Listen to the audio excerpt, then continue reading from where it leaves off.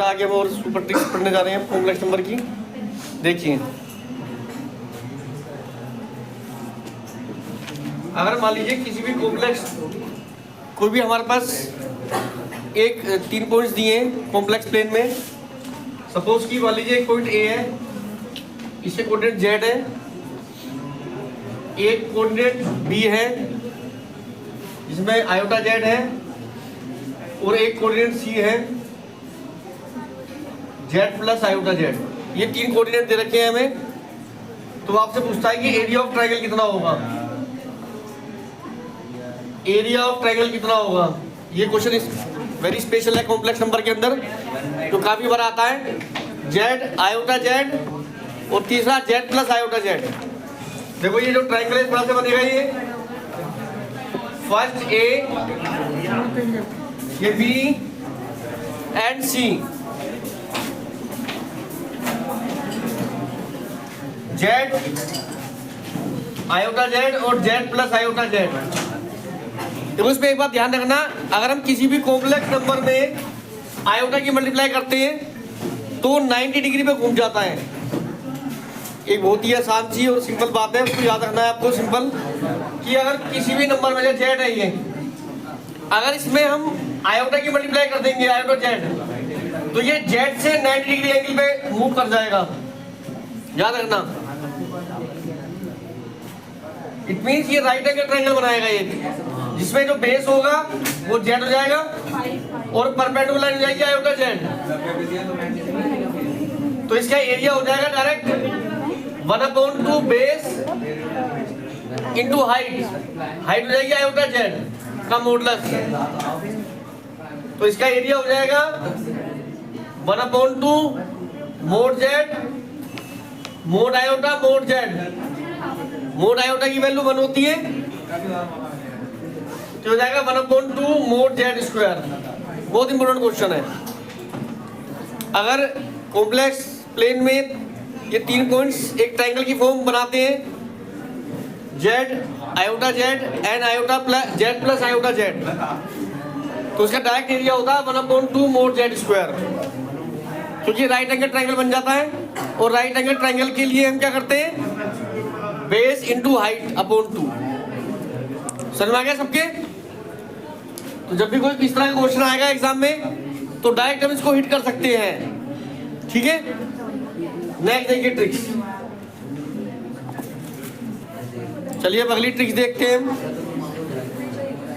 देखिए, अगर mode Z1 plus Z2 का स्क्वायर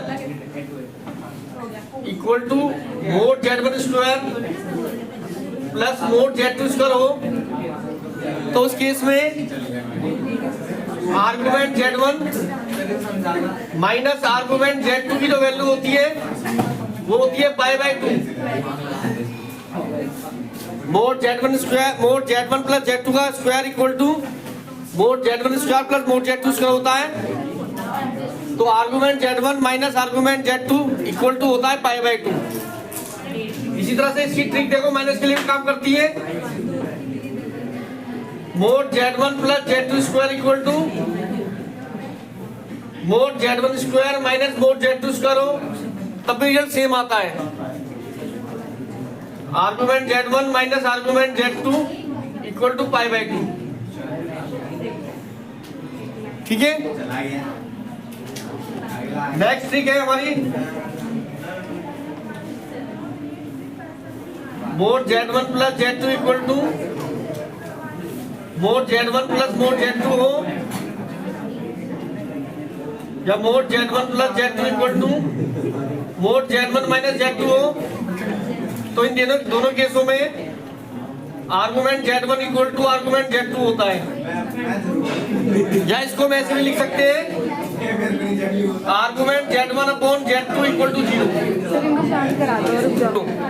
ये हमने कैसे लिखा है, हमने ऐसे लिखा है, देखो ये इसको उधर लाएंगे तो argument Z1 minus argument Z2 हो जाएगा इक्वल टू 0। वो आर्गुमेंट Z1 माइनस Z2 को लिखते हैं आर्गुमेंट Z1 अपॉन Z2, इसलिए ऐसे लिखते हैं, ऐसे लिख के एक ही बात है। ठीक है, इसको नोट कर लीजिए। चलिए देखिए अभी क्वेश्चन करते हैं। क्वेश्चन है कि if mod z1 square minus 1 equal to mod z square plus 1, बताएं कोई बच्चा बताएगा इसका आंसर? सर ये बता रहा है mod z square minus 1 equal to mod z square plus 1। z is सबसे पहले आएगा है रियल एक्सिस, इमेजिनरी एक्सिस,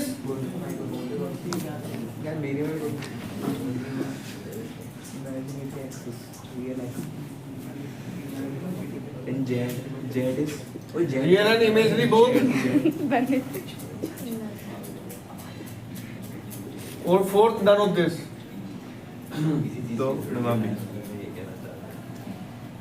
कौन बच्चा बताएगा? बताइए इसका आंसर।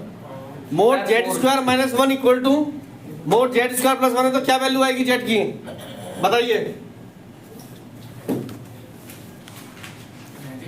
अब कैसे करते हैं इस तरह के क्वेश्चनों को? देखो जो नहीं होते, अब इसमें कोई आइडिया नहीं लग पा रहा हमारे पास, और आप देखेंगे इसमें कोई शॉर्ट ट्रिक भी यूज नहीं कर सकते हम। जो मैंने 5-6 आपको शॉर्ट ट्रिक बताई है वो यूज ही नहीं हो रही है इसके अंदर। तो जब भी कुछ भी समझ में ना आए, जैसे 10th क्लास में बताते थे आपको कि ट्रिग्नोमेट्री के क्वेश्चन कर रहे हैं, हमें समझ में नहीं आ रहा है तो साइन थीटा कोस थीटा की टर्म में ब्रेक कर लेते हैं उसको। इसी तरह से कॉम्प्लेक्स नंबर के अंदर होता है, जब आपको क्वेश्चन ना सोल्व हो रहा हो तो आप सिंपल z को x प्लस आयोटा y मान लो। अगर 2 नंबर हो तो x1 प्लस आयोटा y1 और x2 plus iota y2।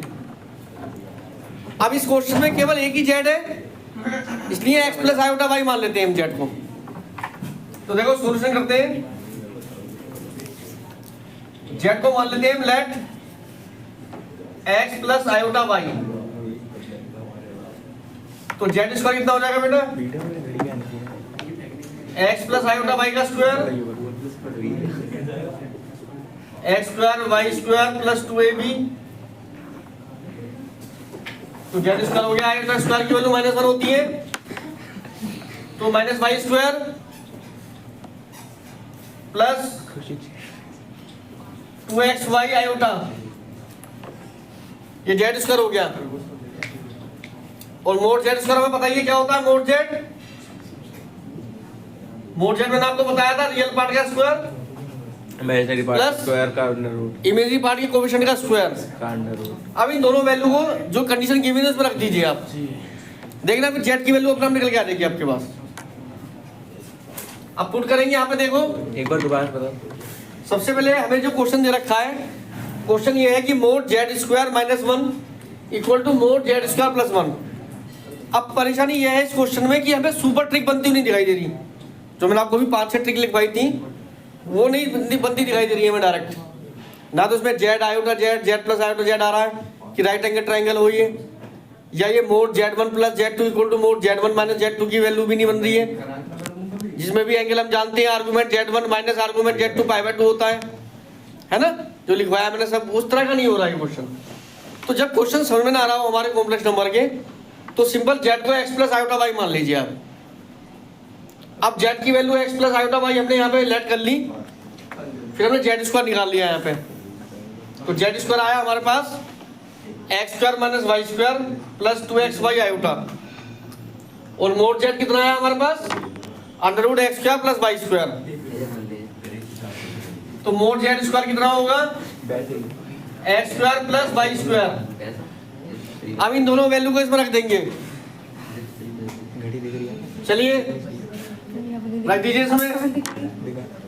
Mode z square minus 1 equal to mod z square plus 1। रखिए वैल्यू कितनी थी हमारी?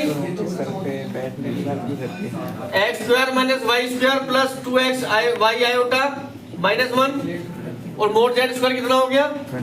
x square plus y square plus 1। समझ आ गया सबके? वैल्यू रखी है मैंने, देखो ध्यान से। अब यहाँ पे रियल पार्ट को एक साथ ले लो, x square minus y square minus 1 plus iota 2xy। अब इसका मॉडुलस कैसे खोलेंगे बताओ? इसका मॉडुलस कैसे खोलेंगे हम? रियल पार्ट का स्क्वायर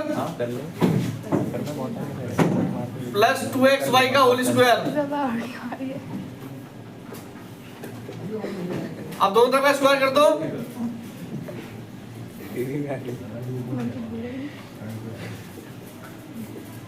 पिछली वीडियो बैठने खड़े नहीं है ना। देखो जब दोनों तरफ का स्क्वायर कर देंगे हम तो क्या आएगा, यहाँ पे खोल लेंगे इसको, खोल ले इसको सोल्व करेंगे हम देखो कितना आएगा।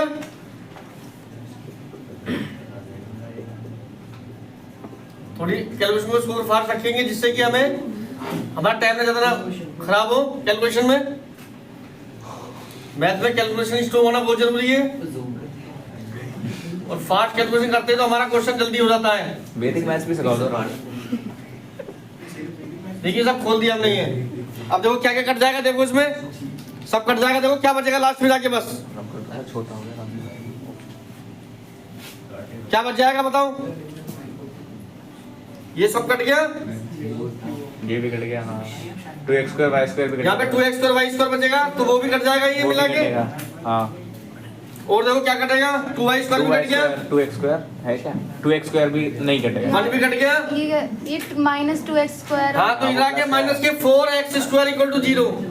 फाइनली x इक्वल टू 0 हो गया। अगर कॉम्प्लेक्स नंबर में जो हमने लेट किया है x प्लस आयोटा y उसमें x 0 हो गया तो मतलब क्या बच गया आयोटा y, यानी कि इमेजिनरी एक्सिस बच गई हमारे पास। तो सेकंड आंसर होगा हमारा, क्योंकि आप देख सकते हैं जेड में x 0 आ गया तो केवल 0 प्लस आयोटा y बचा हमारा, और 0 प्लस आयोटा y का मतलब इमेजिनरी एक्सिस होती है। तो आंसर आ गया इसका इमेजिनरी एक्सिस। बहुत अच्छा क्वेश्चन है, नोट कर लीजिए। हो गया। चलिए बेटा नेक्स्ट देखिए। सब क्वेश्चन आपको एग्जाम में मिलेंगे ना, आप एग्जाम में क्वेश्चन दोगे देखना ये सारे। Mod z1 minus z minus z1 z minus z2 equal to मान लीजिए k है। ये k मतलब कोई भी real number.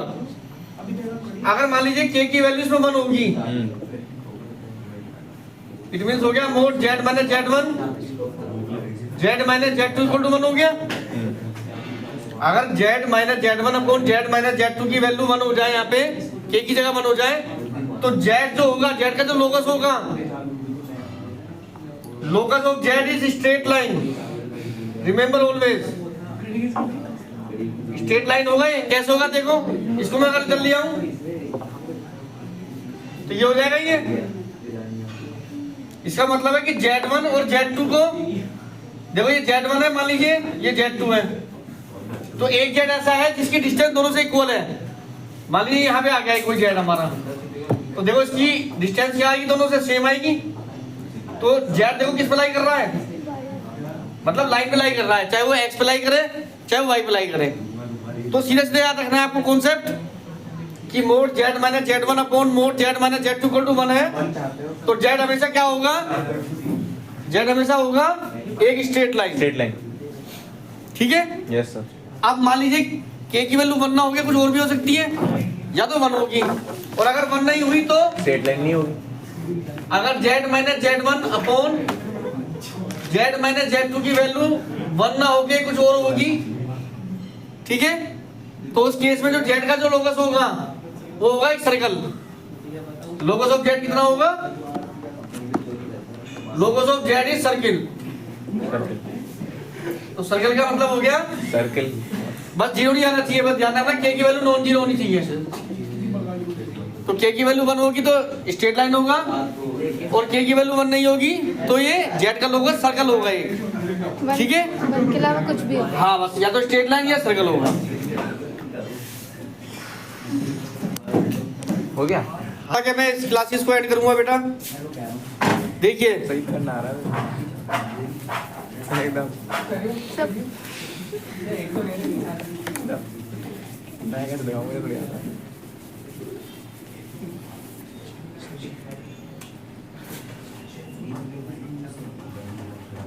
Mode z minus z1 plus mod z minus z2 equal to मान लीजिए कोई भी नंबर है हमारे पास 2a है कांस्टेंट नंबर, तो उसमें जो लोकस ऑफ z होगा वो इलिप्स होगा। मैंने आपको इलिप्स में बताया भी था कि कोई पॉइंट इस तरह से मूव करें कि उसकी दो फिक्स पॉइंट से डिस्टेंस, अगर ps प्लस ps डैश की वैल्यू जहाँ भी खेलने जाएगा 2a के इक्वल होती है, कांस्टेंट के इक्वल होती है, तो z क्या बनता है, p क्या होता है, p लाइज ऑन इलिप्स। तो इस तरह की कंडीशन होगी तो ये जेड जो होगा वो इलिप्स अप्लाई करेगा। Okay sir. और अगर मान लीजिए इसके बीच में नेगेटिव होगा तो क्या होगा? तब ये हाइपरबोला बनेगा। Z lies on hyperbola. तो ये आपको पता है हाइपरबोला में PS minus PS dash equal to 2a होता है। वेयर एस और एस डेज होती है foci of the hyperbola. Tension हो रही है भाई को। हाँ यार, मैं सोच रहा हूँ दावत। Mod Z1 plus Z2 equal to mod Z1 minus Z2 होता है। तो लोगोस ऑफ Z कितना होगा?